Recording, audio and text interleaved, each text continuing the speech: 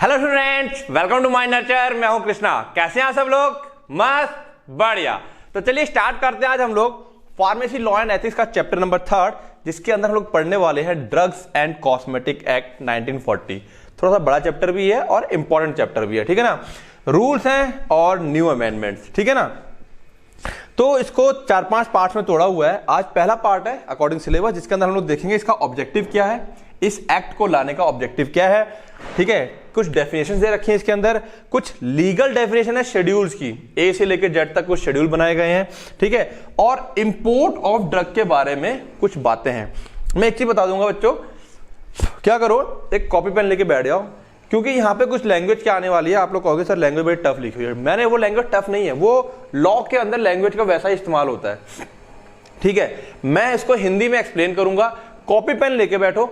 जो चीज अगर तुम्हें लगता है कि ये टफ है या कोई चीज है, ठीक है, पॉज करते चलो, लैंग्वेज पढ़ते चलो। तुम्हें लगता है दिक्कत आ रही है, मैं उसको एक्सप्लेन करता हुआ चल रहा हूं, उसको साथ के साथ एक्सप्लेन करते हुए चलो।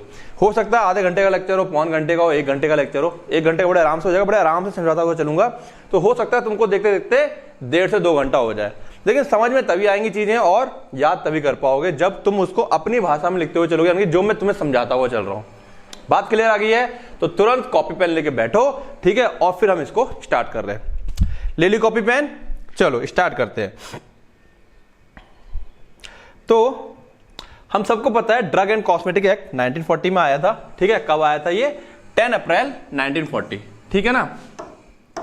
तो ड्रग्स एंड कॉस्मेटिक एक्ट पास 10 अप्रैल 1940 में पास हुआ था। डेट याद रखेंगे, ठीक है, इंपॉर्टेंट है। Okay, the drug and cosmetic act 1940 is an act of the parliament of the India, ठीक है। पार्लियामेंट ऑफ इंडिया का एक्ट है विच रेगुलेट, जो रेगुलेट करता है, यानी कि जो कंट्रोल करता है। रेगुलेट का मतलब सिंपली क्या हो गया? जो कंट्रोल कर रहा है द इंपोर्ट, दवाइयां जो बाहर से आएंगी, दवाइयां मैन्युफैक्चर होंगी, जो बनाई जाएंगी, जो डिस्ट्रीब्यूट की जाएंगी, ठीक है ना, इंडिया के अंदर। तो ये एक्ट स्पेशली दवाइयों को, हम लोग जानते हैं पहले बहुत बेकार सा काम होता था, फिर उसमें आर एन चोपड़ा के द्वारा एक कमेटी गठित की गई थी, है ना। तो वो सब बातें हुई थी, फिर कहीं जाकर के ये एक्ट बना था, ठीक है। अभी हम वहां पे नहीं जा रहे हैं, हम सिंपल यहाँ एक्ट की बात करेंगे। तो इसका काम क्या हो गया? इंपोर्ट देखना, मैन्युफैक्चर को देखना और डिस्ट्रीब्यूशन को देखना। मतलब देखने का मतलब है इनको कंट्रोल करना। ऐसा ना हो कि ये इस तरीके से हो रहे हो तीनों काम कि लोगों का नुकसान हो, जान माल की हानि हो जाए, ठीक है। It was followed by drug and cosmetic rules, ठीक है। एक्ट आया, फिर रूल्स बने उसके कुछ, विच कैटेगराइज द ड्रग। अच्छा, रूल्स ने क्या कर दिया? कैटेगराइज कर दिया, डिवाइड कर दिया ड्रग्स को इनटू शेड्यूल्स में। जो शेड्यूल आए थे वो रूल के अंदर आए थे, ठीक है ना। And provides regulations for the sale, और फिर बाद में उसने कुछ रेगुलेशन दिए, कुछ कायदे कानून बताया कि कैसे सेल किया जाएगा, कैसे स्टोरेज होगा। जो शेड्यूल के अंदर हम लोग यही सब सीखते हैं, कैसे उसका सेल की जाएगी, कैसे स्टोरेज होगा, क्या प्रिस्क्रिप्शन होगा, हर एक कैटेगरी में कैसे कौन कौन सी दवाइयां आएंगी, वगैरह वगैरह सारी बातें। यानी कि अगर तुमसे पूछा जाए दवाइयों को कैटेगराइज किसने कर दिया ABCDFGH में, तो वो रूल्स के अंदर हो गए। क्लियर है बातें? ठीक है। अब सबसे बड़ा मेन ऑब्जेक्टिव, 1 मार्क्स का क्वेश्चन आता है अगर, what is the objective of drug and cosmetic act. तो primary objective of the act is to ensure, सुनिश्चित करना, that the drugs and cosmetic sold in India are safe. जो drugs और cosmetic India में बेची जा रही हो सेफ हो, असरदार हो और confirm to state quality standards. और जो स्टेट क्वालिटी स्टैंडर्ड्स हैं, मतलब जो हमारे कायदे कानून है, स्टैंडर्ड्स को लेकर के जो बनाए गए हैं, उनको मिलता हुआ हो, ठीक है, उससे ऊपर ही हो, उससे नीचे ना हो।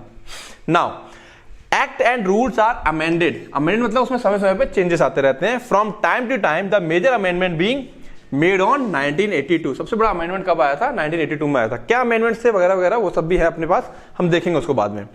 Schedule M, good manufacturing practice, and schedule Y were introduce in 1988। जो एम और वाई है ये कब इंट्रोड्यूस किए गए थे? 1988 में, शुरुआत में थे ही नहीं है।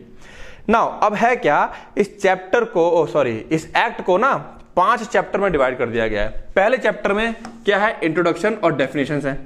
दूसरे चैप्टर में जो इसके अंदर अथॉरिटीज हैं, जो एजेंसी हैं, DTAB, DCC और सेंट्रल ड्रग लेबोरेटरी वगैरह, वो सब इसके अंदर डिस्क्राइब की गई हैं, क्या हैं, कौन कौन इसके मेंबर होंगे, वगैरह वगैरह सारी बातें। चैप्टर 3 में import of drug and cosmetic के बारे में बातें की गई हैं। चैप्टर 4 में manufacturing, sale, distribution of drug and cosmetic, यानी कि मैन्युफैक्चर, सेल एंड डिस्ट्रीब्यूशन, इसके बारे में पूरी डिटेलिंग किस चैप्टर में दी गई है? चैप्टर नंबर 4 में। अब क्योंकि दवाइयां भाई एलोपैथ के साथ साथ आयुर्वेदिक, सिद्धा और यूनानी भी होती हैं, उनका सारा जिक्र चैप्टर नंबर 4A में है। और 5th में मिसलेनियस, मिसलेनियस मतलब कुछ इधर उधर की चीजें होती हैं। तो ये जो है एक्ट बहुत बड़ा है। मैं फिर एक चीज की बात क्लियर कर दूं, मैं बहुत जल्दी एक वीडियो बनाऊंगा, समझाऊंगा बच्चों को। कुछ बच्चों को बड़ा कंफ्यूजन है, किसी बुक में इतना दे रखा है, किसी बुक में इतना दे रखा है, हमारे सर ये पढ़ा रहे हैं, हमारे सर वो पढ़ा रहे हैं। भाई देखो सीधी सी बात है, डी फार्मा का सिलेक्टेड कोर्स है, मैं कंपेयर करवा दूंगा, बहुत जल्दी एक वीडियो बताऊंगा मैं, जिससे कि आप लोगों का कंफ्यूजन दूर हो जाए पूरी तरीके से। हमेशा कहता आया हूं, पीसीआई के द्वारा जो सिलेबस है, ठीक है, उसमें अब जैसे मान लो यहीं पे मैं बात करूं, मैं हमारे पास यहां पे इंपोर्ट के अंदर केवल 2 ही टॉपिक है। एक्ट बहुत बड़ा है, ठीक है, बी फार्मा में बहुत सारी बातें हैं इस एक्ट को लेकर के, अपने यहां पर एक चैप्टर में खत्म किया गया है, यानी कि डी फार्मा में। तो कुछ सिलेक्टेड चीजें पढ़नी है, उसी में से क्वेश्चन आएंगे, बेसिक चीजें। बात समझ में आ रही है? तो मैं उसके ऊपर क्वेश्चन बनाऊंगा कि किस तरीके से आप इसको समझ पाएंगे कि क्यों हमें फालतू नहीं पढ़ना है, क्योंकि वो हमारे कोर्स में नहीं है। Objective of the drug and cosmetic act, अब एक बड़ा हेडिंग लिखा हुआ है इसमें। सबसे बड़ा हेडिंग क्या है कि जैसे हम लोगों ने देखा ऑब्जेक्टिव, एक ऑब्जेक्टिव, तो ये तो हो गया इंट्रो वाला पार्ट कि हाँ ऐसा ऐसा ये सब चीजें होती हैं, एक इंट्रोडक्शन हो गया, ठीक है ना, पता होना चाहिए सब बातें। अब क्वेश्चन कैसा आएगा? डायरेक्ट क्वेश्चन आएगा, ऑब्जेक्टिव क्या है ड्रग्स एंड कॉस्मेटिक एक्ट के 3 नंबर में आ गया सपोज, ठीक है। तो अब उसके अंदर फिर ये सारी बातें लिखोगे, वो ऑब्जेक्टिव ये नहीं लिखोगे, ये तो इसका मैंने एक मेन ऑब्जेक्टिव लिख दिया इसका, ठीक है ना, ये 1 मार्क्स के लिए है। अदरवाइज क्वेश्चन डायरेक्ट इस तरह से आएगा, तो समझते हुए चलते हैं आप। The drugs and cosmetic act aims to hold medical technology, ठीक है ना, इसका एम क्या है? To hold medical technology and pharmaceutical companies liable for negligence and substandard service provided by them, ठीक है ना। अब यहां पे तो कुछ भाषा ऐसी है जो हमको समझ में नहीं आएगी, लेकिन मैं तुमको हिंदी बताता चलूंगा। कॉस्मेटिक एक्ट का एम था होल्ड मेडिकल टेक्नोलॉजी, ऐसी मेडिकल टेक्नोलॉजी को होल्ड कर ले, रोक दे, और ऐसे फार्मास्यूटिकल कंपनीज जो लिएबल फॉर, जो जिम्मेदार हैं नेग्लिजेंस का और सब स्टैंडर्ड सर्विस का, ठीक है, ऐसी कंपनी, हाँ सिंपल भाषा में लिख सकते हैं, ये एक्ट ऐसे चीजों को रोकना चाहती है ना, कंट्रोल करना चाहती है जो नेग्लेक्ट कर देते हैं, लापरवाही करते हैं, सब स्टैंडर्ड, जो स्टैंडर्ड है उसके नीचे की सर्विस प्रोवाइड करवा रहे हैं, किसमें?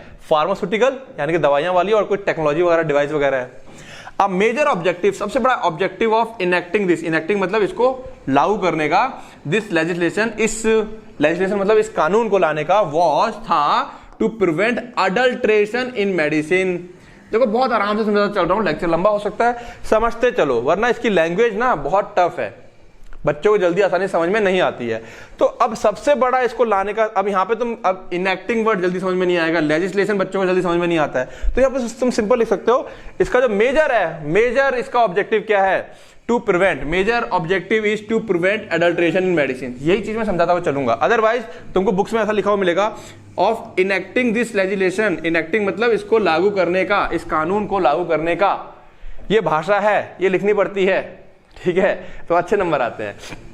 अदरवाइज जनरल बात मान के चलो, पहला क्या हो गया?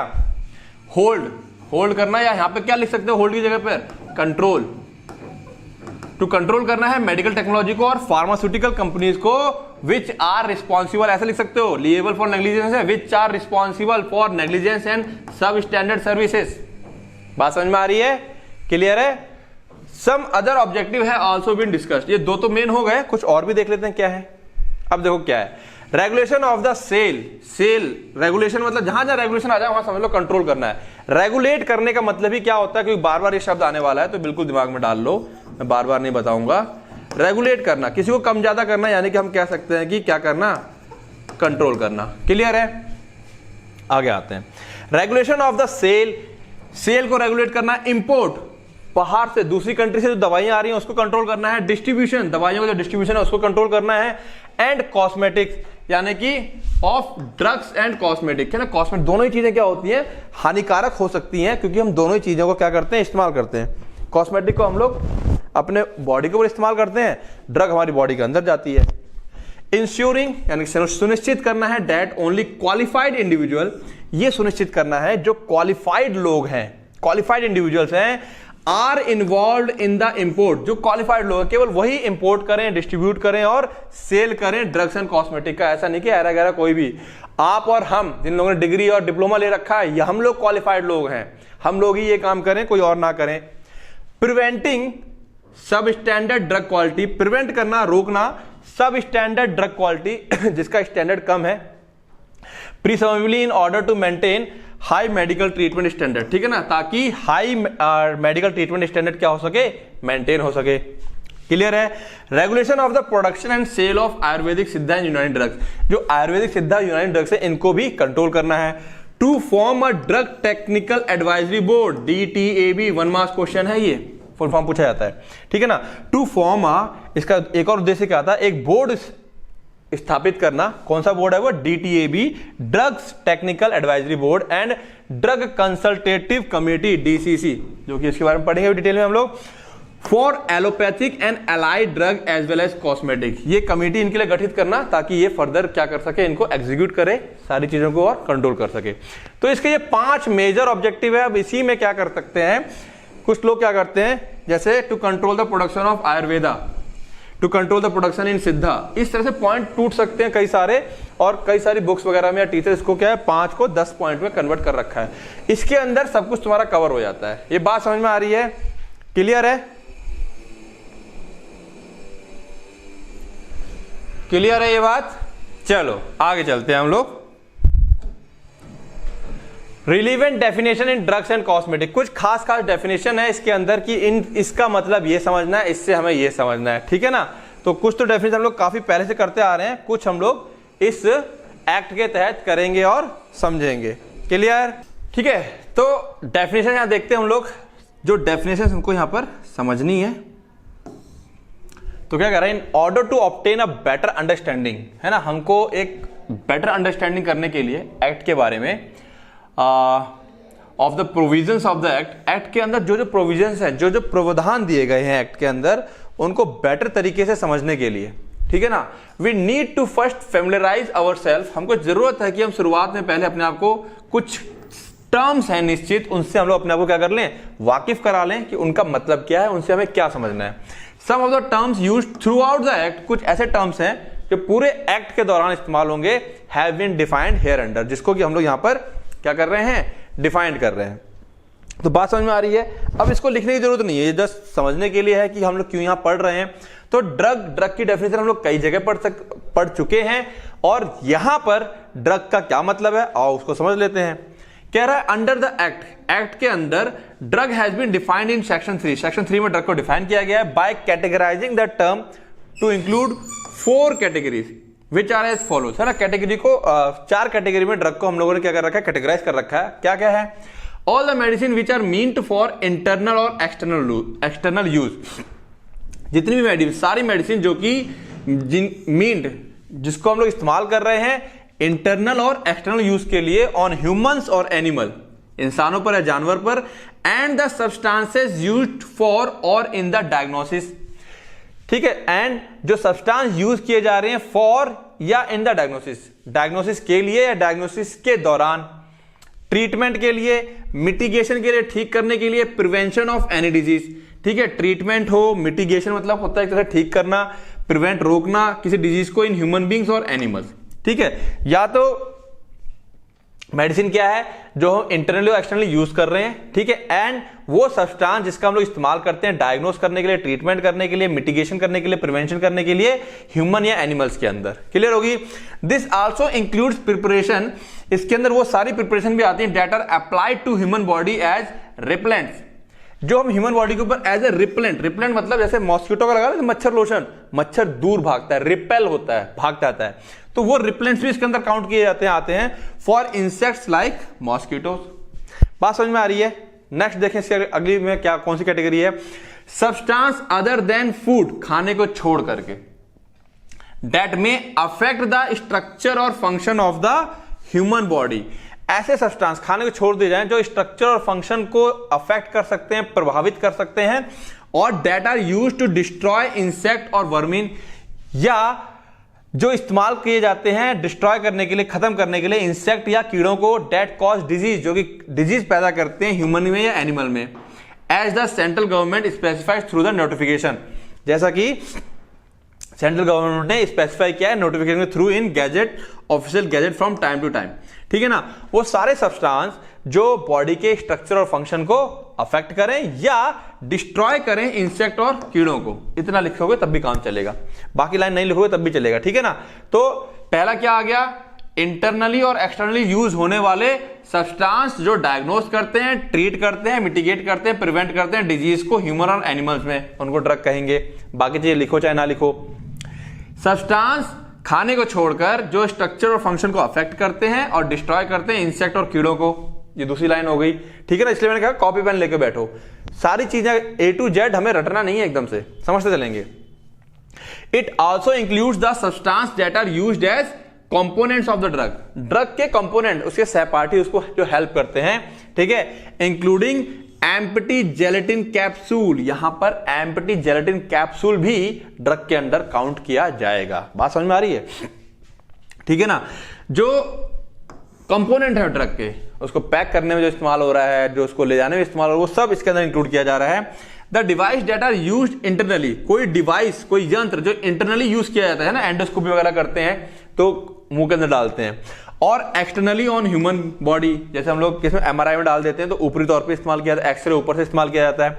तो ऐसा कोई भी डिवाइस जो इंटरनली या एक्सटर्नली यूज किया जा रहा है ह्यूमन बॉडी पर और एनिमल के ऊपर for the purpose of diagnosing, treating, mitigating और प्रिवेंटिंग एनी डिजीज और डिसऑर्डर, ठीक है, काम वही रहेगा, डायग्नोस करना, ट्रीट करना, मिटिगेट करना, प्रिवेंट करना किसी डिजीज या डिसऑर्डर को, as may be specified by the central government, ठीक है, यहां तक लिख के छोड़ सकते हो। कौन ये स्पेसिफाई करता है, सेंट्रल गवर्नमेंट स्पेसिफाई करती है in official gazette from time to time after consulting the drug technical advisory board. वो सारी डिवाइसेस भी ड्रग के अंदर काउंट की जाएंगी, वो सब भी ड्रग के अंदर आएंगी। क्लियर है बातें।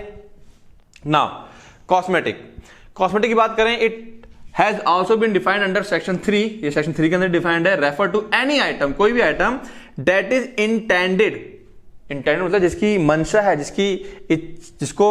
जिसको हम लोग किसी के तहत इस्तेमाल कर रहे हैं ना, जिसका इंटेंशन है ना, उसका इरादा क्या है, जिसका इरादा है to be spread, poured, spray किया जाए, लगा पोर किया जाए, रब किया जाए, स्प्रिंकल छिड़का जाए, डिओड्रेंट वगैरह जो होते हैं, और इंट्रोड्यूस इनटू और अप्लाइड या अप्लाई किया जाए टू द ह्यूमन बॉडी और any part of it for cleansing, human body के ऊपर इस्तेमाल किया जाए, उसके किसी पार्ट पर इस्तेमाल किया जाए क्लीन करने के लिए, ब्यूटिफाई करने के लिए, यानी कि सुंदर बनाने के लिए, प्रोमोटिंग अट्रैक्टिवनेस और अल्टरिंग अपीयरेंस, या अपीयरेंस को चेंज करने के लिए हम कहते हैं कि ये चीज आपका अपीयरेंस बदल देगी, ये चीज आपको अट्रैक्टिव बना देगी, ये चीज आपको ब्यूटिफाई करेगी, तो हम लगाते तो ऊपर से ही है ना, या तो उसे स्प्रे करते हैं, पोर करेंगे, चिपड़ लेंगे, रब करेंगे, रगड़ेंगे, स्प्रिंकल करते हैं, मसाज वगैरह करते हैं, तो वो सब कॉस्मेटिक के अंदर आएगा।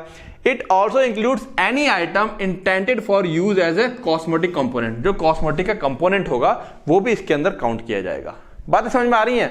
तो ये एक्ट की कुछ बातें हैं, है बड़ा सिंपल, हम जानते सब हैं, केवल हमें समझना है कि किसके अंदर क्या करना है। नाउ मिस ब्रांडेड ड्रग का क्या मतलब है? मिस ब्रांड, ब्रांड जिसका मिस कर दिया यानी गलत। A drug will be considered as misbranded drug under the following 3 condition. इन 3 कंडीशन में से मिसब्रांड कह सकते हैं। पहला, if the drug has not been labelled in the manner as it has been prescribed, जिस तरीके से उसको कहा गया है कि भैया इस तरीके से इसको प्रिस्क्राइब करो, लेबल पे ये सारी बातें लिखो, डेट, नाम, इंग्रेडिएंट वगैरह सब, ये सब बातें लिखनी है। अगर ये सब बातें नहीं लिखी है तो मिसब्रांड कहलाएगा। इफ इट इज कलर्ड, अगर वो कलर्ड हो रखा है, कोट, उसके ऊपर कोई कोटिंग हो रखी है, पाउडर्ड और polish in order to conceal, conceal मतलब छुपाना, हमने क्या कर दिया है, कलर कर दिया है, कोटिंग कर दी है, पाउडर बना दिया है, पॉलिश कर दिया है, छुपाने के लिए किसी डैमेज को, प्रोडक्ट में डैमेज है, ठीक है। और if it is made as such it appears to be of better, या हम उसको ऐसा बनाते हैं उसको बेटर दिखने के लिए, और greater therapeutic value than it's actually is, है ना। इनमें से हम कोई भी काम करें उसका कोई डैमेज छुपाने के लिए, या हम उसको इस तरीके से ये सारे काम करते हैं कि उसको ऐसा लगे कि हाँ भैया ये खा लेंगे तो हम तो फिर भाई अमर ही हो जाएंगे, है ना, ये लगा लेंगे तो हमारे बाल ही उगाएंगे, इस तरह की कोई एक्टिविटी होती है तो मिसब्रांडेड कहलाएगा वो।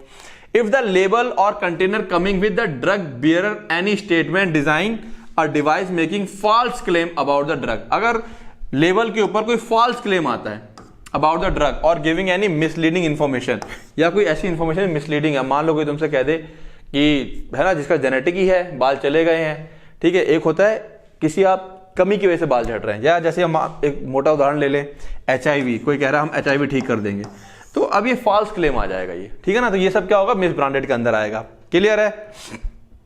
नाउ आयुर्वेदिक, सिद्धा एंड यूनानी, दिस टर्म डिफाइंड अंडर, ये तीनों टर्म सेक्शन 3A में डिफाइन किए गए हैं। इनकम्पासेस, कवर करता है, इनकम्पास मतलब कवर कर रहा है, all medicine which are used for internal and external purpose, वो सारी मेडिसिन जो इंटरनल और एक्सटर्नल बाहरी रूप से लगानी है हमको डायग्नोस करने के लिए, ट्रीटमेंट करने के लिए, प्रिवेंशन करने के लिए, या मिटिगेट करने के लिए डिसऑर्डर डिजीज इन ह्यूमन और एनिमल, यानी कि अगेन इसके अंदर भी वो सारी मेडिसिन आ जाती हैं जो इंसान और एनिमल्स को क्या करती हैं, ठीक करने, डायग्नोस करने, क्योर करने, प्रिवेंट करने में काम में आती हैं, ठीक है। This medicine have to be manufactured exclusively in accordance with, इन दवाइयों को मैन्युफैक्चर होना रहेगा बिल्कुल किसके according, with the formulae laid down in the authoritative text of Ayurvedic, Ayurvedic में जिस तरह से आयुर्वेदा में कहा गया है बिल्कुल उसी पैटर्न से इनको बना होना चाहिए, ठीक है। आयुर्वेद में, सिद्धा में या यूनानी में, Tibbi system of medicine provide under the first schedule of the DCA, DCA का जो शेड्यूल A है वहां पे ये सारी बातें बता रखी हैं, ठीक है। तो ये आ गया अपना कि इनको बना किस तरह होना चाहिए, जो किताबें हैं जिस कैटेगरी के अंदर, आयुर्वेद के अंदर, सिद्धा के अंदर, बिल्कुल उसी में जैसा लिखा गया वैसा ही बना होना चाहिए, तो हम उसको आयुर्वेद, सिद्धा, यूनानी ड्रग्स कहेंगे, अदरवाइज नहीं कहेंगे। पेटेंट और प्रोप्राइटरी मेडिसिन, इससे क्या समझेंगे, पेटेंट समझते हो, पेटेंट हो जाता है, पढ़ चुके हम लोग उसके बारे में। The meaning of this term is defined under section 3H can be derived as follows. अब यहां पे इसके दो मीनिंग है, समझने की कोशिश करना। इन रिलेशन टू आयुर्वेदिक, सिद्धा और यूनानी, अगर हम आयुर्वेदिक, सिद्धा, यूनानी के टर्म में बात करें, all formulations containing only the ingredient mentioned in the formula described in the authoritative books of the Ayurvedic, Siddha और Unani system of medicine specified in the first schedule of the act। जितने भी फॉर्मूले हैं उसके अंदर वो सारे ingredients, वो सारे इंग्रेडिएंट मतलब एक्टिव फार्मास्यूटिकल इंग्रेडिएंट जो मेन काम करेगा केमिकल, वो उसी की तरह वो उन फॉर्मूलों के अंदर वो सारे इंग्रेडिएंट पड़े हुए हैं जो मेंशन है किसके अंदर, किताबों के अंदर, ठीक है। और ये किताबें किसके अंदर मेंशन है, first schedule of the act के अंदर मेंशन है। But exclude the medicine in which parental administration is used, but वो मेडिसिन नहीं आती हैं जो पेरेंटल एडमिनिस्ट्रेशन में इस्तेमाल की जाती हैं, ठीक है। अब in relation to any other system of medicine, इनके अलावा including allopathy, a drug is introduced in the form ready for internal और एक्सटर्नल एडमिनिस्ट्रेशन, कह रहा है, ठीक है ना। अगर हम किसी एलोपैथिक सिस्टम में बात करें, a drug is introduced in a form ready for internal और एक्सटर्नल एडमिनिस्ट्रेशन ऑफ ह्यूमंस और animal that is not currently included within the edition of the Indian pharmacopoeia और एनी अदर फार्माकोपिया, है ना। कोई नई दवा है तो अभी अभी इसके अंदर वो आई नहीं होगी, तो वही कह रहा है कोई ऐसी दवा जो यूज करने के लिए रेडी है लेकिन वो फार्माकोपिया में मेंशन नहीं है, तो पेटेंट कहलाएगी। भाई नई मेडिसिन आई है, अभी तक उनका कुछ था नहीं, उनका रिसर्च होकर के आया रखी है, ठीक है ना। तो ये सब बातें यहां पर है। अडल्ट्रेटेड ड्रग, अडल्ट्रेशन का मतलब हम सब लोग जानते हैं, फार्माकोग्नोसी में पढ़ चुके हैं ना, मिलावटी वाला। According section 9A, a drug will be treated as adulterated if it falls in one of the following category, किसी एक कैटेगरी में रहेगा तो उसे अडल्ट्रेटेड कहा जाएगा। होल और part of it consist of any filthy, प्यूट्रिड और डिकम्पोज्ड सब्सटेंस, पूरा का पूरा या उसका कोई पार्ट, जैसे फिल्थी मतलब डर्टी है, सड़ गया है, डिकम्पोज हो गया है, ठीक है, वो उसके अंदर मिला हुआ हो। It has been prepared, packed और stored under poor sanitary condition, इसको प्रिपेयर किया गया है, बनाया गया है, पैक किया गया और स्टोर किया गया पुअर सैनिटरी कंडीशन, जहां पर प्रॉपर हाइजीनिक कंडीशन नहीं थी, ठीक है। Due to which may have been expose to contamination, जिसकी वजह से वहां पर क्या उसके अंदर कुछ कंटेमिनेटेड कोई दूसरी चीज मिल गई है, ठीक है। And hence rendered injurious to health, और इसीलिए वो क्या करेगा, हेल्थ के लिए रेंडर हो जाएगा, हेल्थ को रेंडर एक तरह से कह लो कि हेल्थ के लिए वो नुकसानदायक हो जाएगा, ये रेंडर्ड हो गया injurious to health. The whole और part of the composition of the container of the drug was of any poisonous substance which may render the content injurious to health. Render मतलब उसको बना देता है, तो कह रहा है होल और part of the composition of the container, container पूरा कंटेनर या कंटेनर कोई पार्ट है ना ड्रग का, ऑफ एनी पॉइजनस सब्सटेंस, ठीक है ना। पूरा का पूरा या कोई पार्ट है कंटेनर का, उसमें कुछ ऐसा कंपोजिशन है जो पॉइजनस है और वो उसके अंदर मौजूद कंटेंट को, जो उस कंटेनर के अंदर हमारी दवाई मौजूद है, उसको क्या कर दे रहा है, इंजूरियस टू हेल्थ कर दे रहा है, हेल्थ के लिए नुकसानदायक, ठीक है ना। या drug contains a colour that is not prescribed, कुछ ऐसे कलर की दवा बना दी हमने जो कि मेंशन नहीं है हमारी किताबों में या लीगली मेंशन नहीं है। The drug contains a harmful toxic substance that render it injurious to health, या ड्रग के अंदर कोई ऐसा हार्मफुल टॉक्सिक सब्सटेंस आ गया जिसने उसको बना दिया है हार्मफुल हेल्थ के लिए। It is mixed with substance that में रिड्यूस द ड्रग्स क्वालिटी और स्ट्रेंथ, या फिर इसको हमने किसी ऐसे सब्सटेंस के साथ मिला दिया है जो ड्रग की क्वालिटी को क्या कर देगा, कम कर देगा। इनमें से कोई भी कंडीशन आएगा तो उसको हम लोग क्या कहेंगे, अडल्ट्रेटेड ड्रग। अब ये तो समझ लो, लिख सकते हो, उसमें कोई दिक्कत नहीं है। मैन्युफैक्चर का मतलब क्या है, ऑल्दो टर्म मैन्युफैक्चर, ठीक है, although the term manufacture has not been explicitly mentioned in the act, exactly तो पूरा क्लियर नहीं है, but it refer to any process, ये रेफर करता है कोई भी प्रोसेस दैट इज फुल्ली और पार्टली यूज्ड फॉर, पूरी तरीके से या कोई हिस्सा उसका इस्तेमाल किया जाए, मेकिंग बनाने के लिए, ऑल्टरिंग मैन्युफैक्चरिंग के दौरान कोई चीज चेंज करने के लिए, ornamenting, finishing, packing, labelling, breaking up, तोड़ने के लिए, और अदरवाइज ट्रीटिंग और adopting any drug and cosmetic with a view to its distribution और sale, but does not include the compounding और डिस्पेंसिंग ऑफ एनी ड्रग और cosmetic in the ordinary course of retail business. तो देखो साफ साफ कह रहा है कि कोई भी ऐसी प्रोसेस पूरी तरीके से या उसका कुछ हिस्सा जो दवाई को बनाए, उसे चेंज करे, ऑर्नामेंटिंग तरह सजाए, उसकी फिनिशिंग में काम करे, पैक करने में हेल्प करे, labelling, breaking up. Breaking up का मतलब होता है, कई बार क्या है, कुछ कंपनी बड़े बड़े कंटेनर में पाउडर बना के भेज दिया, दूसरी कंपनी ने उसे खरीद लिया, अब उस पाउडर को छोटे छोटे पार्ट्स में टैबलेट बना करके उसे बेच रही है, तो वो बड़े से पार्ट को क्या करती है, ब्रेक कर रही है छोटे छोटे पार्ट्स में। या अदरवाइज ट्रीटिंग और अडॉप्टिंग एनी ड्रग और cosmetic with the view of its, या इनमें से कोई भी तरीका जो अपनाया जा रहा है, अल्टीमेटली एम क्या है, डिस्ट्रीब्यूट करना या सेल करना, तो मैन्युफैक्चरिंग कहला रहा है। बट इसके अंदर कंपाउंडिंग और डिस्पेंसिंग नहीं आएगी, आप बना के बेच दिए लेकिन कंपाउंड डिस्पेंस करने का राइट नहीं आता है, ठीक है, किसी भी कॉस्मेटिक को या ड्रग को। बात समझ में आ गई, क्लियर है। स्प्यूरियस ड्रग, ठीक है, as per section 17B the drug act, a drug will be treated as spurious under the following situation, ठीक है, एक तरह से स्प्यूरियस कह सकते हैं हम लोग, खराब, ठीक है। If the drug has been imported under the name that belong to the another drug, ठीक है ना, हम लोग किसी दवा को मंगा रहे हैं किसी और ड्रग के नाम के जगह पर, है ना। मान लो एक दवा है A और एक है B, हम B को भी A करके मंगा रहे हैं, तो ये स्प्यूरियस ड्रग में आ जाएगा। इफ इट इज इमिटेशन, नकल है या सब्स्टिट्यूट है फॉर अनदर ड्रग, और it has resemblance with the some other drug in a way that it will likely deceive मतलब धोखा देता है, और happens to bear on itself its label the name of another drug. Simple सी बात करें, यहाँ पे बहुत सारी और करके बात कंफ्यूज कर दी जाती है, ये इसीलिए है और करके कि एक एक चीज को समझ लो, ऑब्जेक्टिव क्वेश्चन में कुछ भी आ सकता है, ठीक है। तो सीधा सा मतलब है ये कोई दवा नकल करे या सब्स्टिट्यूट हो, किसी एक की जगह दूसरा इस्तेमाल कर रहे हैं, ठीक है। और इसका अच्छा यहाँ पर अब देखो क्या करेंगे यहाँ पर इसको समझने के लिए, if it is an imitation, नकल है या सब्स्टिट्यूट है, फॉर अनदर ड्रग, ठीक है, अनदर ड्रग,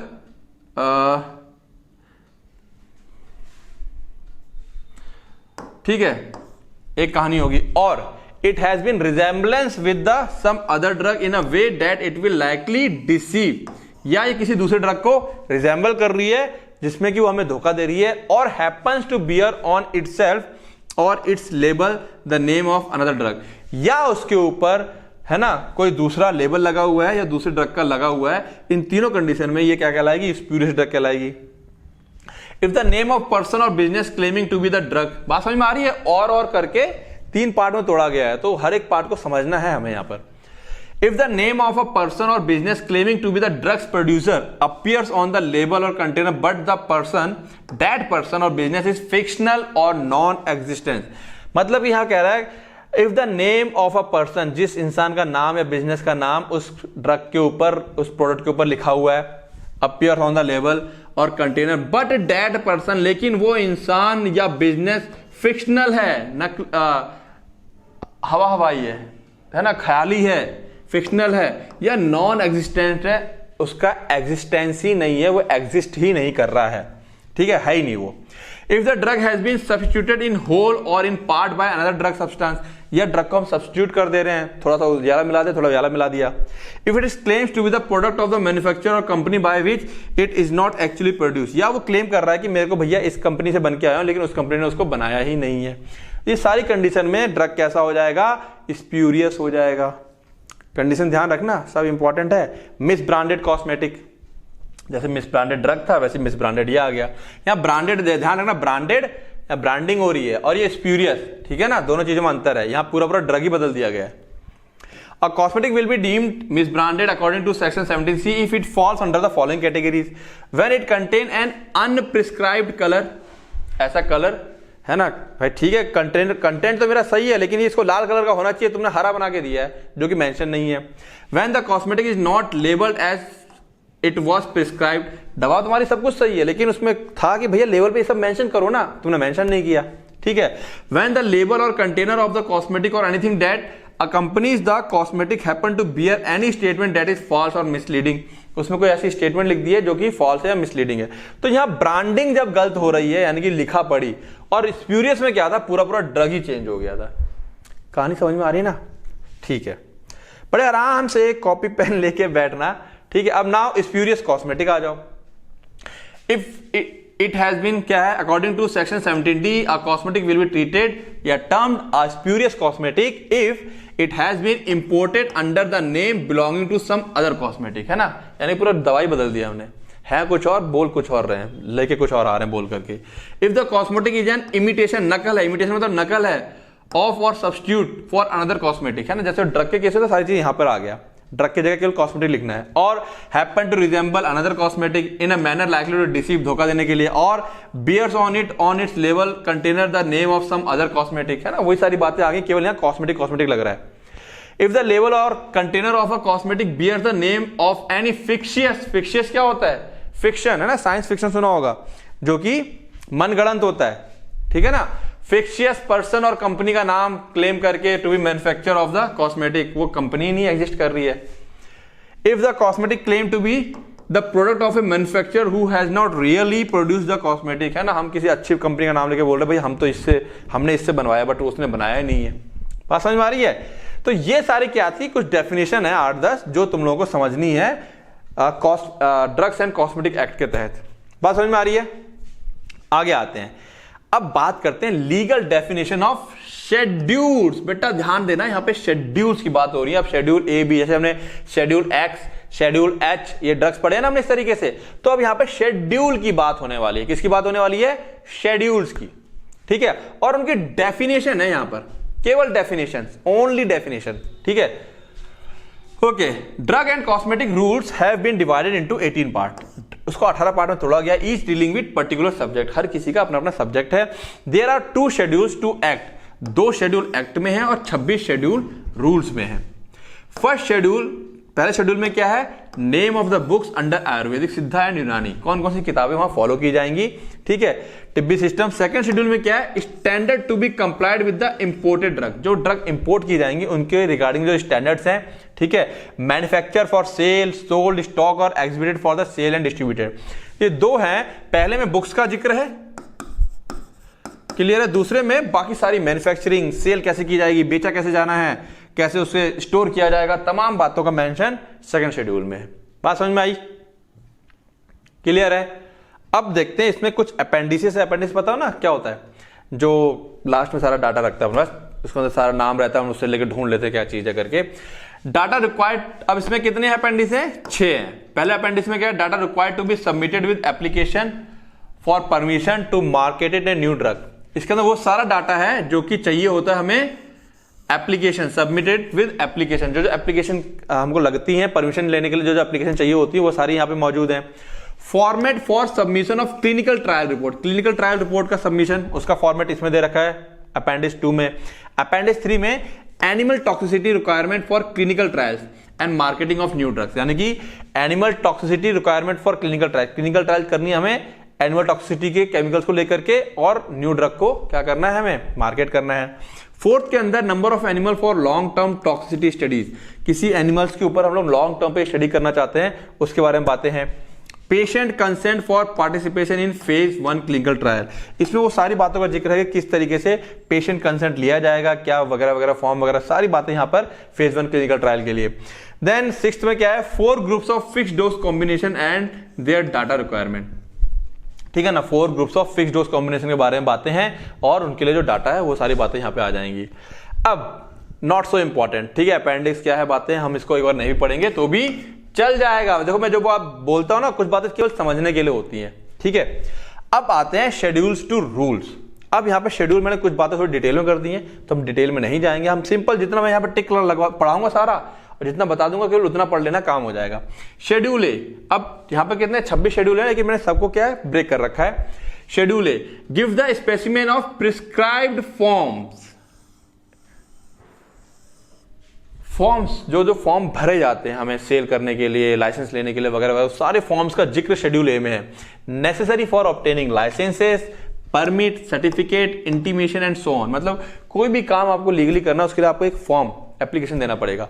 उस फॉर्म का सारा यहां पर क्या है अपने पास, सारा ब्यौरा, सारा पूरी डिटेलिंग शेड्यूल ए में मिलेगी। जैसे कि एग्जांपल के तौर पे form 2A, certificate of test for analysis for the pharmacopoeia, हमें टेस्ट या एनालिसिस करनी है तो क्या करना है क्या नहीं करना, पूरा फॉर्म भर के हमें पूरी इस्टेब्लिश लैब वगैरह होती है ना, तो पूरा करना पड़ता है, पूरा देना पड़ेगा, ठीक है ना।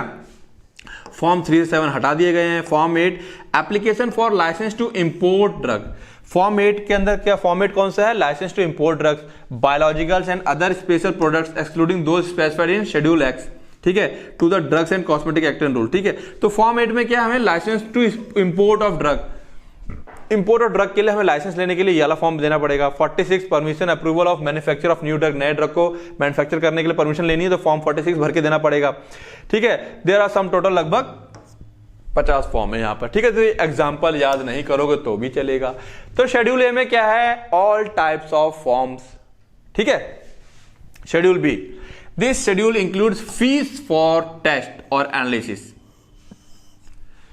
Bye the central drug laboratory और द गवर्नमेंट एनालिस्ट। आप कोई चीज टेस्टिंग कराना चाहते हो सेंट्रल ड्रग लेबोरेटरी में, तो किसके लिए कितनी फीस पड़ेगी, यहां पे सारा फीस का ब्यौरा है, ठीक है। अब B1 में क्या है, फीस फॉर द टेस्ट और analysis of the pharmacopoeial laboratory for Indian medicine और द गवर्नमेंट एनालिसिस, यहां पे pharmacopoeial laboratory for Indian medicine, ठीक है ना, उसके लिए टेस्ट और फीस के बारे में B1 में दे रखा है। Schedule C includes biological and special products such as sera, vaccines, antigen, toxin, antitoxin, insulin, bacteriophages, solution of serum protein intended for injection, ध्यान रखेंगे यहां पर, ठीक है। शेड्यूल सी में क्या है, इंजेक्शन देने के, इंजेक्शन जो हम लोग पेरेंटल दे सकते हैं उन सब के बारे में जिक्र है यहां पर, वैक्सीन वगैरह का। C1 में क्या है, special product include other special product such as digitalis preparation, बिल्कुल मार्क करेंगे ये, fish liver oil, ergot preparation, liver extract, vitamin, hormone, ठीक है ना। तो यहां पर क्या है, इंजेक्शन वाले होते हैं, इसको हम डिटेल में भी देखेंगे, ये नॉट फॉर इंजेक्शन होता है C1, ठीक है। ये बिल्कुल इंपॉर्टेंट, IMP डाल लो यहां पर, IMP पढ़ना भी हमको इसको आगे जाकर के और डिटेल में पढ़ेंगे इसको। तो डेफिनेशन ध्यान रखनी है, बायोलॉजिकल्स, ठीक है, यहां पर क्या है, जैसे कि डिजिटलिस प्रिपरेशन प्लस यहां पर क्या, हम इनको इंजेक्शन के तौर पर दे सकते हैं, यहां पर इनको छोड़ करके जो दूसरी प्रिपरेशन है, हार्मोन्स मार्क करेंगे, हार्मोन कहां है, विटामिन कहां है, ठीक है ना। एक डिजिटलिस इसको मार्क कर लेंगे और एक एर्गोट को मार्क करेंगे, ये किसके अंदर आते हैं, C1 के अंदर आते हैं। इनके बारे में सारी बातें C1 में बता रखी हैं, क्लियर है बातें। तो हमको बस यही समझना है कि किस शेड्यूल के अंदर किसके बारे में जिक्र हो रखा है और क्या है। तो फिलहाल डेफिनेशन फटाफट देखनी है हमको, आगे चलते हैं हम लोग शेड्यूल डी की बात करें। तो शेड्यूल डी क्या है, provide extent and condition of exemption, मतलब होता है छूट। अब मैं बार बार नहीं बताऊंगा, लिख लो इसको, है ना। जब हमें किसी चीज में छूट मिल जाती है तो उसे एग्जम्पशन कहा जाता है। रिगार्डिंग इंपोर्ट ऑफ ड्रग, है ना, क्या क्या इंपोर्ट ऑफ ड्रग को लेके क्या क्या छूट है, वो सारी कंडीशन यहां दे रखी हैं। This includes class of drug which are substance not intended for medicinal use, इसके अंदर कौन कौन जो मेडिसिनल यूज में नहीं है हमारे पास। जैसे खाना है, खाना तो भाई ठीक है हमें न्यूट्रिशन देता है, लेकिन मेडिसिन में नहीं आते ना खाना, ठीक है। शेड्यूल ई को हटा दिया गया है। Schedule E1, list of poisonous substance, केवल इतना मार्क कर लोगे तब भी चलेगा। क्या है इसके अंदर, E1 के अंदर, list of poisonous substance under Ayurvedic सिद्धा यूनानी सिस्टम के अंदर, ठीक है ना। जैसे कि वेजिटेबल ओरिजिन में भांग, धतूरा, जैफला, ठीक है। Drugs of animal origin snake poison आ जाएगा। ड्रग्स ऑफ मिनरल ओरिजिन हरताला, आर्सेनिक, परादा, मरकरी, ये सब चीजें आ जाएंगी इसके अंदर, है ना। ये सब पॉइजन होते हैं, तो ये सब आयुर्वेद के हिसाब से चल रहे हैं। शेड्यूल एफ, ठीक है ना। अब यहां पे सिंपल क्या रखोगे, यहां डाल लोगे शेड्यूल एफ ब्लड बैंक। इतना बस याद रखने के लिए काफी है, क्योंकि ये तुम्हारे बहुत ज्यादा संभावना है कि 1 मार्क्स में क्वेश्चन इसके फंसने वाले हैं, ठीक है ना। कि शेड्यूल एफ किसके लिए है, ब्लड बैंक के बारे में सारी बातें होने वाली हैं। Includes requirements for the functioning and operation of blood bank. इसके अंदर क्या क्या चीजें हैं, वो सारी रिक्वायरमेंट जो आपको ब्लड बैंक चलाने के लिए चाहिए, और for preparation of blood component, या ब्लड कंपोनेंट की प्रिपरेशन के लिए जो चीजें चाहिए वो सब इसके अंदर बता रखी हैं। जर्नल, ब्लड बैंक, लोकेशन, क्या क्या चीजें होंगी इसके अंदर, क्या ब्लड लोकेशन कहां रहेगी, इंफ्रास्ट्रक्चर कैसा रहेगा, स्टाफ कैसा होना चाहिए, इक्विपमेंट क्या क्या होना चाहिए, minimum requirement for grant of licence to produce blood component from whole human blood, ठीक है ना। वो सारी बातें इसके अंदर मेंशन रहेंगी। तो ये चाहो तो याद रहे ना रहे, पक्का याद कर रखना। शेड्यूल एफ किसके लिए है, ब्लड बैंक के बारे में सारी बातें बताता है। Schedule F give detail of the standards of the bacterial vaccine, antisera and diagnostic antigen, है ना। एंटीजन और बैक्टीरियल, इन दो के बारे में बात कर रहा है। F2 सर्जिकल ड्रेसिंग्स, मार्क कर लेंगे इसे, that include bandage, cloth, absorbent, gauze, rolled bandage. अब ये सर्जिकल ड्रेसिंग के प्रकार हैं, जो लोग थोड़ा हॉस्पिटल वगैरह जा रहे हो जानते होंगे रोल बैंडेज, गॉज वगैरह क्या होता है। तो ड्रेसिंग मतलब ना सर्जरी, चोट लगने पर या ऑपरेशन करने में जो ड्रेसिंग में हम लोग पट्टी वगैरह इस्तेमाल करते हैं, उसके बारे में सारी बातें यहाँ पर। Schedule F3 standard for umbilical tape, जो हमारी नाल होती है बच्चे को काटते हैं उसके टेप के बारे में सारा कुछ रहेगा यहाँ पे, लाइक अम्बिलिकल पॉलिस्टर टेप, ठीक है, कॉटन टेप, वो सारा जिक्र यहाँ पे रहेगा। उसकी क्या कंडीशन है, कैसी होनी चाहिए, सारी बातें यहाँ रहेंगी। इस शेड्यूल के अकॉर्डिंग उसको होना चाहिए, ठीक है। Schedule FF it lays down standard of ophthalmic preparation, आंखों के लिए हो गया, खेल खत्म। ऑप्थेल्मिक सॉल्यूशन एंड सस्पेंशन के बारे में इसमें जिक्र रहेगा। Level contain use of the solution with 1 month, है ना। कभी भी आई ड्रॉप देखोगे तो उस पर लिखा रहता है कि खुलने के बाद 1 मंथ के अंदर इसको इस्तेमाल कर लेना है। नॉट फॉर इंजेक्शन लिखा रहेगा कि इंजेक्शन मत लगा लेना इसका। Warning, do not touch the dropper tip, उसके टिप को टच नहीं करना है। टिप को टच करने पर उस पर क्या है, गंदगी लग सकती है। और other dispensing tip to any surface since this may contaminate the solution, है ना। कोई भी चीज है सोल्यूशन को कंटेमिनेट कर सकती है, तो ये वार्निंग लिखी रहती है उसके ऊपर। खैर ये अपने मतलब का नहीं है, डेफिनेशन के हिसाब से हमें कहां लेके चलना है। अब डेफिनेशन हमारे ज्यादा इंपॉर्टेंट है, ophthalmic preparation. Schedule G, medicine listed in schedule G carry on a label caution. Schedule G में क्या रहेगा, जितने भी शेड्यूल जी की मेडिसिन होती है उनके ऊपर एक क्वेश्चन रहता है। क्वेश्चन क्या रहता है, it is dangerous to take this preparation except under medical supervision, कि अगर आप बिना डॉक्टर की सलाह के इसे लेते हैं तो आप ये खतरनाक हो सकती है, कुछ भी हो सकता है। तो क्वेश्चन इज कॉन्स्पिक्यूअसली प्रिंटेड, कॉन्स्पिक्यूअसली मतलब क्लियर कट, ठीक है। जब शेड्यूल, अभी कुछ शेड्यूल आएंगे उसमें जी शेड्यूल भी हमको डिस्कस करना डिटेल में, वहां पे हम इसको देखेंगे अच्छे से और क्लियर से। कॉन्स्पिक्यूअसली मतलब होता है क्लियर, है ना। एक ऐसे कॉलम रहता है रेड कलर का, यहाँ पर रहेगा, लिखा रहेगा शेड्यूल जी, है ना। ये बातें लिखी रहती है, बिल्कुल क्लियर कट बड़ा बड़ा लिखा रहता है, ठीक है। And surrounded by a line, एक लाइन के द्वारा ये इस तरह से कवर रहता है। Within which there should be no other word, इसके अलावा इसके अंदर कोई और शब्द नहीं होना चाहिए। It is necessary to make proper bill of sale, bill of sale भी हमें प्रॉपर बनाना है। शेड्यूल जी हमें आगे ही पढ़ना है, इसलिए इंपॉर्टेंट है हमारे लिए ये।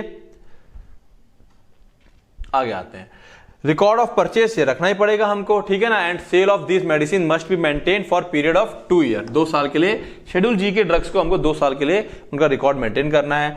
एग्जाम्पल क्या है, एमिनोटेरिन, एल एस्पारजिनेस, ब्लियोमाइसिन, ब्यूसल्फान, क्लोरम्ब्यूसिल, ठीक है, क्लोरथायोजाइड, ग्लिबेनाक्लेमाइड, हाइड्रेंटोइन, हाइड्रोक्सी यूरिया, इंसुलिन, मेटफॉर्मिन, ये सब किस में आते हैं, तुम्हारे शेड्यूल जी में आ जाते हैं। शेड्यूल एच, इसके बारे में तो पता ही होगा, ठीक है, पढ़ा है हम लोगों ने, फार्माकोलॉजी में भी पढ़ा है ना। तो शेड्यूल एच क्या होते हैं, दी शेड्यूल इंक्लूड्स प्रेस्क्रिप्शन में ड्रग्स, जिनको सिर्फ कौन, डॉक्टर ही प्रिस्क्राइब कर सकता है, that is drugs and medicine which must be sold by retail, जो रिटेल के द्वारा बेची जाएंगी, ओनली, सिर्फ और सिर्फ when a prescription by RMP is produce, registered medical practitioner, prescription by registered medical practitioner is produce, यानी कि जब एक डॉक्टर के द्वारा एक प्रिस्क्रिप्शन दिया जाएगा तभी रिटेल शॉप पे ये दवा दी जाएगी। The time and date of prescription must be noted, जो टाइम और डेट है वो नोट करना होना चाहिए। द ड्रग लेवल must display the text RX, drug के ऊपर लेवल होना चाहिए RX एंड शेड्यूल H, उसके ऊपर लिखा होना चाहिए शेड्यूल H ड्रग। वार्निंग लिखी होनी चाहिए उसके ऊपर, जो हमारी दवाई होती है उसके ऊपर वार्निंग होनी चाहिए। To be sold by retail, बेची जाएगी रिटेल के द्वारा, ऑन द प्रिस्क्रिप्शन, प्रिस्क्रिप्शन आने पर किसका प्रिस्क्रिप्शन होगा, वो registered medical practitioner only, prominently, सिर्फ और सिर्फ, उसके बिना मत बेच देना, ठीक है ना, साफ साफ लिखा रहेगा। अभी हम देखेंगे इसके डायग्राम वगैरह देखेंगे जब शेड्यूल के बारे में डिटेल में पढ़ेंगे। Drug specified in schedule H and comes with in narcotic drugs, जो शेड्यूल एच में स्पेसिफाई हैं और या जो आती हैं narcotic drugs and psychotropic substance act 1985 के अंदर, labelled with the symbol NRX, ठीक है ना, इनके ऊपर सिंबल क्या रहता है, NRX, and schedule H drug warning permanently, इनके ऊपर शेड्यूल एच और NRX लिख के लिखा रहता है, ठीक है ना, ठीक है। शेड्यूल एच और जो नार्कोटिक ड्रग्स भी, अगर वो जो नार्कोटिक का शेड्यूल एच तो हो ही जाएगी, वो जो नार्कोटिक है और शेड्यूल एच है उसके ऊपर RX के साथ साथ आगे N भी लिख दिया जाता है, NRX, ठीक है। एग्जाम्पल क्या है,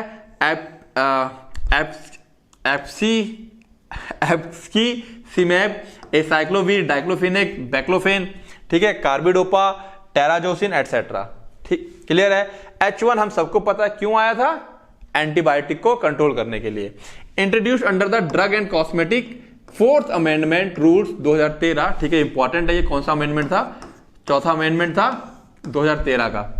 to regulate the sale of antibiotic, क्या सेल हमको रेगुलेट करनी थी, एंटीबायोटिक को कंट्रोल करना था, ये भी हम पढ़ चुके हैं, ठीक है।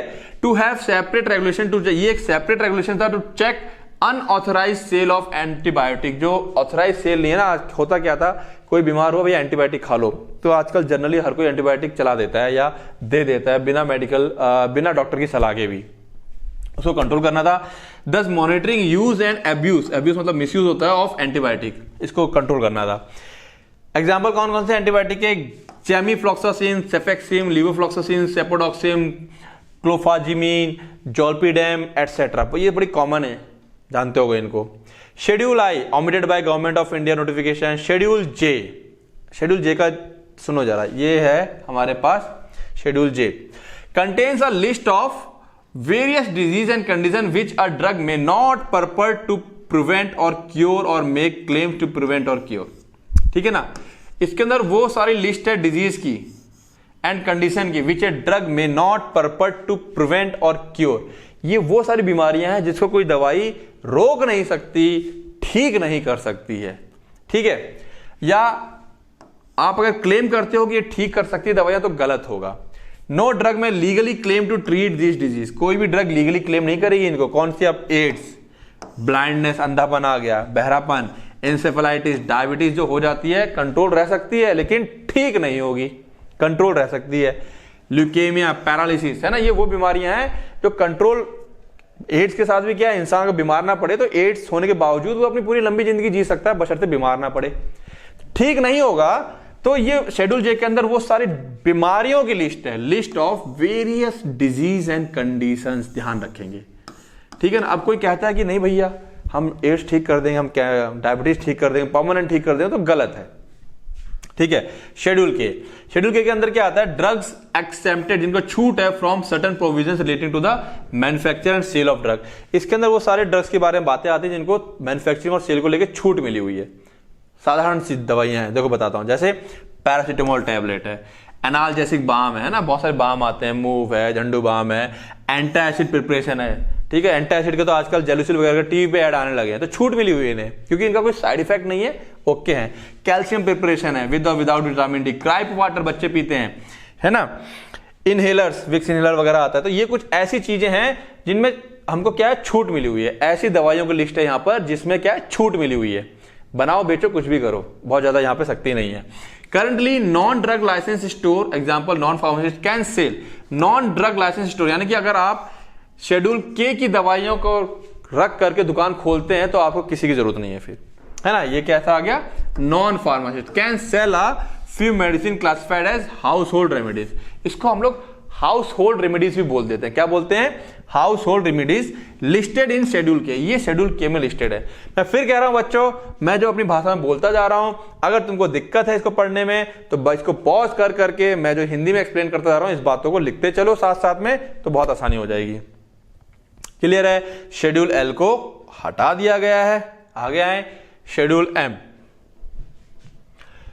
शेड्यूल एम में सारी बातें किसके बारे में है, गुड मैन्युफैक्चरिंग प्रैक्टिस, इसको भी हम लोग पढ़ चुके हैं, ठीक है ना। इसके अंदर जितनी बातें आती हैं गुड मैन्युफैक्चरिंग प्रैक्टिस के अंदर, वो सारी इसके अंदर बताई गई है कि क्या होती हैं, कैसे होती हैं, क्या चाहिए, क्या इक्विपमेंट होनी चाहिए, कैसे कैसे, सारी बातें इसके अंदर बताई गई हैं। Schedule M1 prescribe in detail requirement of factory premises for the manufacture of homeopathic drug. ये भी गुड मैन्युफैक्चरिंग प्रैक्टिस है, लेकिन किसकी फैक्ट्री के लिए, होम्योपैथिक मेडिसिन की फैक्ट्री के लिए।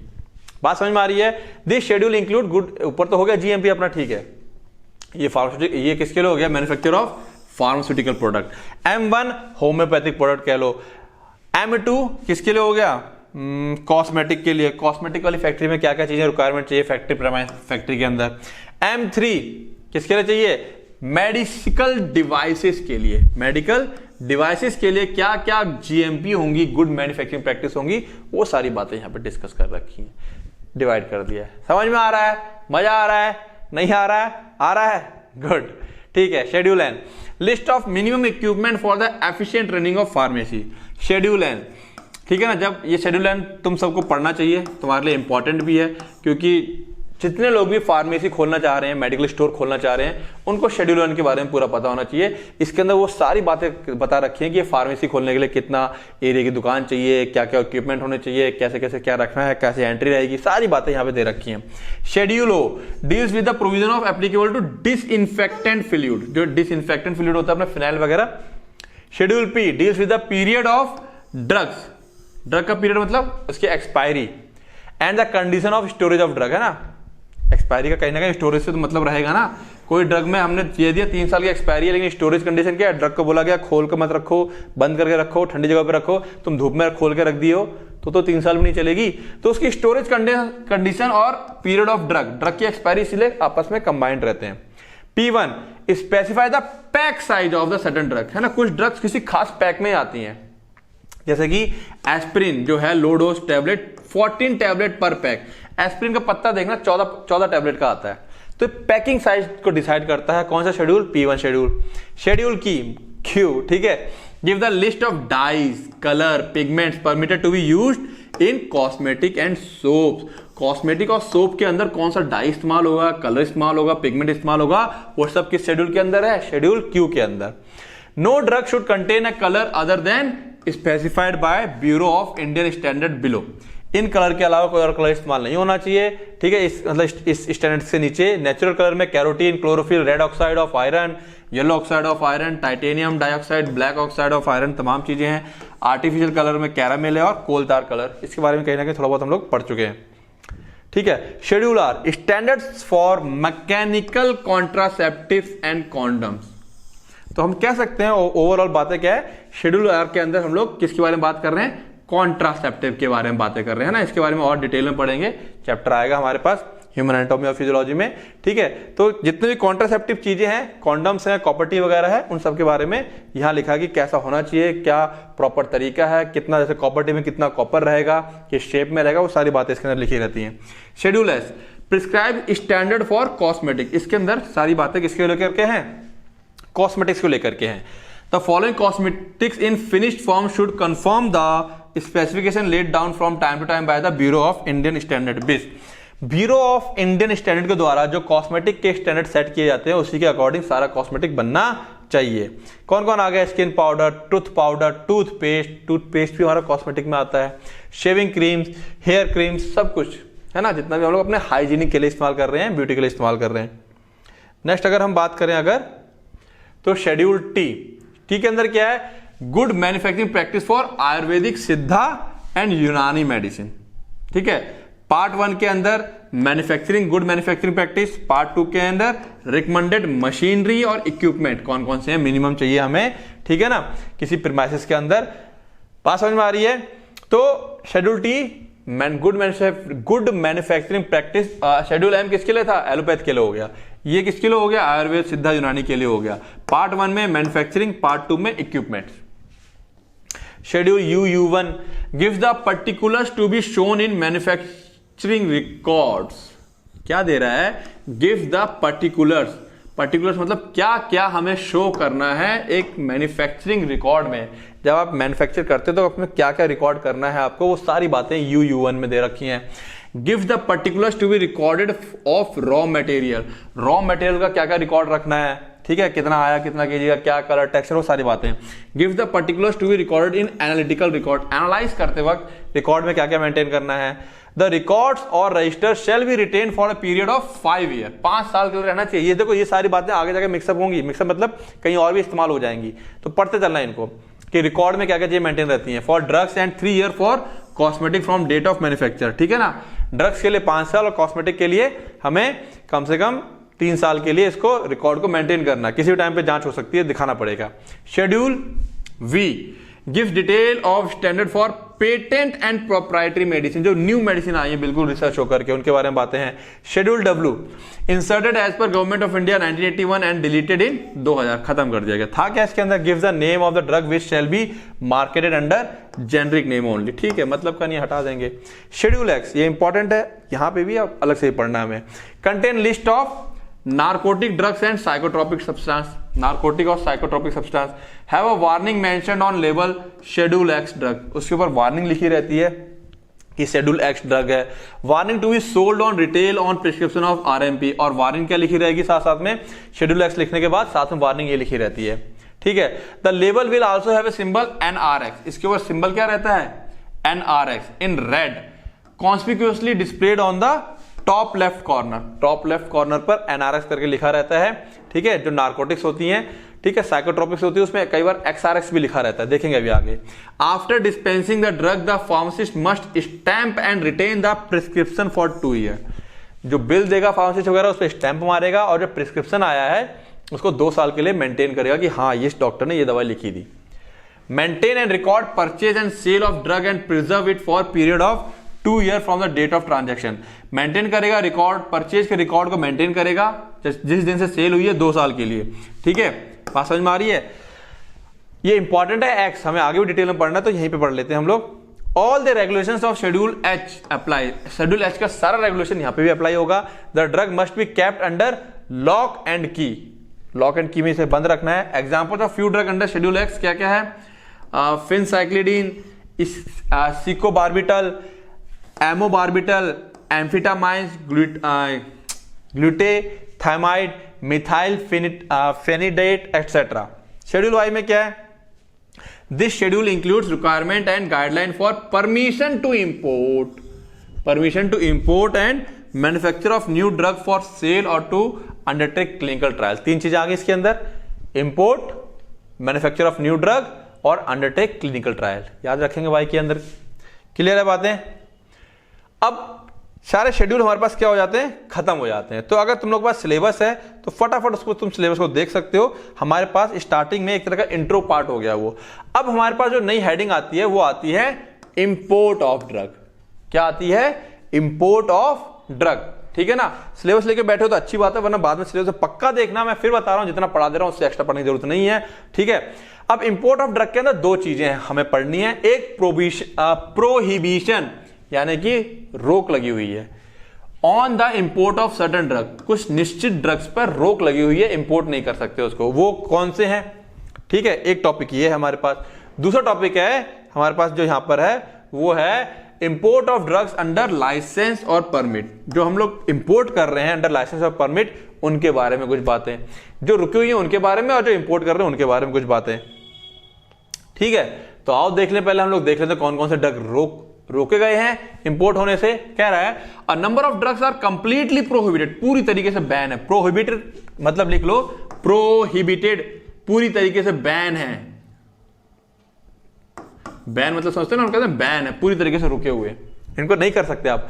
फ्रॉम बीइंग इंपोर्टेड, इंपोर्ट किए जाने से पूरी तरीके से इनको रोक दिया गया है। Given below is list of the same. कौन कौन से हैं, a person can, no person can import, sorry, कोई भी पर्सन इंपोर्ट नहीं कर सकता है any drug cosmetic which is not of standard quality, ठीक है, जो स्टैंडर्ड क्वालिटी का नहीं है उसको इंपोर्ट नहीं कर सकते। एनी मिसब्रांडेड, स्प्यूरियस और अडल्ट्रेटेड ड्रग। अब यहां मत कोई पूछना कि मिसब्रांडेड क्या है, स्प्यूरियस क्या है, अडल्ट्रेटेड क्या है। मिसब्रांड में लेवल, स्प्यूरियस में ड्रग ही खराब होती है, अडल्ट्रेटेड में मिलावट होती है, ठीक है ना। एनी मिसब्रांडेड और स्प्यूरियस कॉस्मेटिक ड्रग, जो चीज ड्रग कह लो उसी को फिर बाद में कॉस्मेटिक भी लिख दो। एनी ड्रग और cosmetic for import for which license is prescribed otherwise than under and in accordance with the such license। कह रहा है कोई ड्रग कॉस्मेटिक हम लोग इंपोर्ट कर रहे हैं licence for which licence is prescribe otherwise, मतलब लाइसेंस किसी और का, इंपोर्ट किसी और को कर रहे हैं।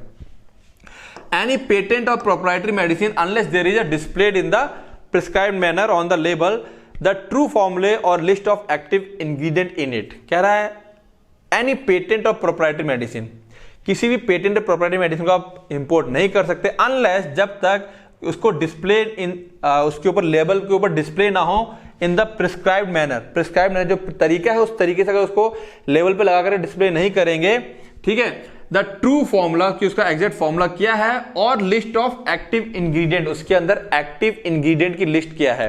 अगर पेटेंट या प्रोप्राइटरी मेडिसिन के ऊपर ये चीज मेंशन नहीं होगी तो आप उसको इंपोर्ट नहीं कर सकते। एनी ड्रग विच पर्पस मतलब क्लेम करता है ना, जो हमारे क्या है शेड्यूल जे हम लोग जान चुके हैं, एड्स वगैरह, डायबिटीज वगैरह।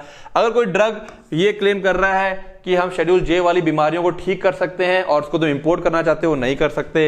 Any cosmetic which contain an ingredient which may render it unsafe for use, ठीक है ना, कोई भी cosmetic which contain an ingredient, कोई ऐसा कॉस्मेटिक जिसके अंदर एक ऐसा इंग्रेडिएंट है विच मे रेंडर कर देता है, बहिष्कार कर देता है, रोक देता है इट अनसेफ फॉर यू, है ना, जो उसको सेफ यूज करने में कैसे बाधा डाल रहा है, नहीं कर उसकी वजह से, इस इंग्रेडिएंट की वजह से सेफ यूज नहीं हो पा रहा है। Drugs whose manufacture sale and distribution are prohibited, ऐसे ड्रग्स जिसका मैन्युफैक्चर सेल और डिस्ट्रीब्यूशन हमारी कंट्री में बैन है, दूसरी कंट्री में हो रहा है, हम वहां से नहीं ला सकते, ठीक है। Drug not labelled and packed in prescribed manner, जो लेबल और पैक्ड नहीं है, प्रिस्क्राइब्ड मैनर मतलब जिस तरीके से कहा गया है। Biologicals and other special product after the date of their expiry, जब वो एक्सपायर हो चुके हैं तो उसके बाद तो कतई उसको आप क्या नहीं कर सकते, इंपोर्ट नहीं कर सकते, ठीक है, okay. Any new drug aspects with express permission of licensing authority, ठीक है ना, कोई भी नया drug aspect with express permission of licensing authority, किसी भी नए ड्रग को आप any new drug aspects with express permission, ठीक है ना, ऑफ लाइसेंस, जिसको आप ऐसा कोई ड्रग है जिसको आप लग रहा है कि परमिशन क्या बोल रहा है, एस्पेक्ट्स विद एक्सप्रेस, कुछ यहां पर मिस हो गया है, ठीक है। तो कह रहा है any new drug aspects with express permission of licensing authority, ठीक है, इसको बताता हूं मैं अभी, यहां आते हैं। Any drug cosmetic the import which is prohibited under the rule, rule के अंडर, इसको भी छोड़ देंगे। एनी कोई भी कॉस्मेटिक या ड्रग है जो इंपोर्ट, जिसका इंपोर्ट प्रोहिबिटेड है, रुका हुआ है अंडर द रूल, ठीक है ना, बात समझ में आ रही है, क्लियर है बातें। तो ये हमारे पास क्या थे, वो सारे ड्रग्स थे जिसको क्या है हम लोग वो नहीं कर सकते हैं, इंपोर्ट नहीं कर सकते हैं, ठीक है ना। अब नेक्स्ट आते हैं हम लोग import of drug under licence और परमिट। अब कौन कौन से हम लोग इंपोर्ट कर सकते हैं वो भी देख लें जरा। The following class of drug can be imported under the licence और permit granted. Drug specified in schedule C, C1 except those specified in schedule X. C1 वाले को कर सकते हैं, जो शेड्यूल एक्स है उनको छोड़ के। Drug specified in schedule x, जो शेड्यूल एक्स में स्पेसिफाइड है, मतलब C1 में हो, एक्स में ना हो, दोनों में कॉमन नहीं होने चाहिए। Small quantities of drug imported for the purpose of examination, test और एनालिसिस। छोटी क्वांटिटी में ड्रग को हम इंपोर्ट कर सकते हैं अगर हमें एग्जामिनेशन करना है, टेस्ट करना है, एनालिसिस करनी है। Drugs for personal use converted by the prescription of registered medical practitioner. अगर कोई ड्रग हमें पर्सनल यूज के लिए चाहिए जो कि रजिस्टर्ड मेडिकल ने प्रिस्क्राइब कर रखी है, उसे हम इंपोर्ट कर सकते हैं। कोई भी नया ड्रग है उसको हम लोग क्या कर सकते हैं, इंपोर्ट कर सकते हैं। अगर क्या बोल रहा है, under the licence of permit, अगर परमिट ग्रांटेड है तो हम इन सबको कर सकते हैं। अब क्या कह रहा है, an application for import licence must be made to the proper authority. हमें एक एप्लीकेशन इंपोर्ट करने के लिए लाइसेंस चाहिए हमें, तो उसकी एक एप्लीकेशन हम लोग क्या करेंगे, प्रॉपर अथॉरिटी, जो अथॉरिटी है उसको ले जाकर के हम लोग सबमिट करेंगे इन अ प्रिस्क्राइब मैनर, ठीक है, जो कि वैलिड रहेगी 31 December of the year following the year was granted. जिस साल आपको परमिशन मिली है इंपोर्ट करने की, वो उसी साल के 31 दिसंबर तक वैलिड रहती है, ठीक है। It was granted unless it was suspended earlier, जब तक कि, ठीक है। तो कहने का मतलब क्या है, आपको एप्लीकेशन देनी होगी प्रॉपर अथॉरिटी के सामने, वो आपको परमिशन ग्रांट करती है और वो परमिशन केवल उसी साल की 31 दिसंबर तक वैलिड रहेगी अनलेस इट वॉज सस्पेंडेड, अगर उसको सस्पेंड नहीं कर दिया गया। सस्पेंड भी हो सकती है, पहले हो सकता है तुमने कोई गलत काम कर रहे हो, सस्पेंड कर दिया जाए तुम्हारा licence. Aggrieve party has the right to appeal in high court, अगर उसका सस्पेंशन हो गया है वो पार्टी हाई कोर्ट में जाके अपील कर सकती है in order of the drugs controller of the India cancelling the import licence granted to him, इसके खिलाफ जा सकता है वो हाई कोर्ट में कि भाई मेरा लाइसेंस कैंसिल कर दिया गया है। A separate licence is necessary in respect of drug from each manufacturer, अगर तुम्हें बाहर से मान लो 4 मैन्युफैक्चरर से अलग अलग माल खरीदना है तो हर एक के लिए सेपरेट लाइसेंस लेना पड़ेगा। A separate license is necessary in respect to drug manufactured in each premises when a single manufacturer abroad has more than one factory, मान लो बाहर एक आदमी की 4 जगह अलग अलग फैक्ट्री है, ठीक है। तो अब ये बात समझ में आ गई, अलग अलग मैन्युफैक्चरर उसके लिए भी अलग लाइसेंस चाहिए होगा, अलग अलग अगर उनकी फैक्ट्रीज है तो उसके लिए भी अलग अलग चाहिए होगा, ठीक है। अब a single application may be made and single license may be issued in respect of import of more than one drug or class of drug manufactured by the same manufacturer, अगर एक ही प्रीमाइसेस है और उसी के अंदर से कई सारी चीजें आनी है, ठीक है, एक ही मैन्युफैक्चरर है और एक ही क्या है फैक्ट्री है तुम्हारी, तो उसी में से 3-4 चीजें बन रही हैं, तो उस केस में एक ही लाइसेंस तुम्हारा काम कर जाएगा। A change in constitution of license firm must be informed to the licensing authority, अगर कोई चेंज करता है in change in constitution of licensed firm, जो लाइसेंस फर्म है जिसको लाइसेंस दिया गया है, अगर वो कोई चीज चेंज करके करता है तो वो तुमको लाइसेंसिंग अथॉरिटी को पक्के से इन्फॉर्म करना है। तो हमने देख लिया कौन सी चीजें रोकी गई है इंपोर्ट करने से और कैसे हम इंपोर्ट कर सकते हैं, वो सारी बातें यहां पे डिस्कस हो गई हैं और ये हमारा माय नर्चर ऐप की इंफॉर्मेशन आ जाती है यहां पर, ठीक है। तो ये हमारे पास क्या था, इसका part 1 drug and cosmetic act का पार्ट 1, आराम से चलेंगे। फिर बता रहा हूं मैं लेक्चर में, बिल्कुल क्या करना है, कॉपी पेन लेके बैठना है, जो बता चल रहा है उसको मार्क करते हुए चलोगे, अदरवाइज इसमें दिक्कत आएगी, ठीक है। पूरे एक्ट जितना भी हम पढ़ेंगे उसमें यही काम करना है। लीगल कुछ बातें होती हैं, कुछ शब्द होते हैं थोड़े से वैसे ही रहेंगे कॉमन, वो पूरे एक्ट के दौरान, पूरे मतलब कोर्स के दौरान वो आते रहेंगे। पढ़ते रहें, रिवाइज करते रहें, कोई दिक्कत आती है कॉल करें मुझे, हेल्प चाहिए, क्या कहते हैं पढ़ाई में और अच्छी हेल्प चाहिए, माइंड नर्चर ऐप को डाउनलोड करके वहां से अपनी पढ़ाई स्टार्ट कर सकते हो, ठीक है ना। पूरे साल का सिर्फ 1100 रुपए कोर्स है और 1100 रुपए फीस है, कोई बहुत ज्यादा फीस नहीं है, ठीक है। और किसी भी टाइप की कोई प्रॉब्लम आती है कोर्स को लेकर, किसी और चीज को लेकर, मुझे डायरेक्टली कॉल करें, मैं सबसे ये बात कह रहा हूं, डायरेक्टली कॉल करें मुझे, है ना, किसी और के चक्कर में ना रहें। कोई प्रॉब्लम आती है मुझे, कोई भी ऐप को लेकर किसी को दिक्कत आती है मुझे डायरेक्टली कॉल करें, इसलिए मैंने अपना नंबर दिया है ताकि बच्चा मुझसे डायरेक्ट जुड़ सके, ठीक है ना। तो पढ़ाई करते रहें, रिवाइज करते रहें, ऑल द बेस्ट।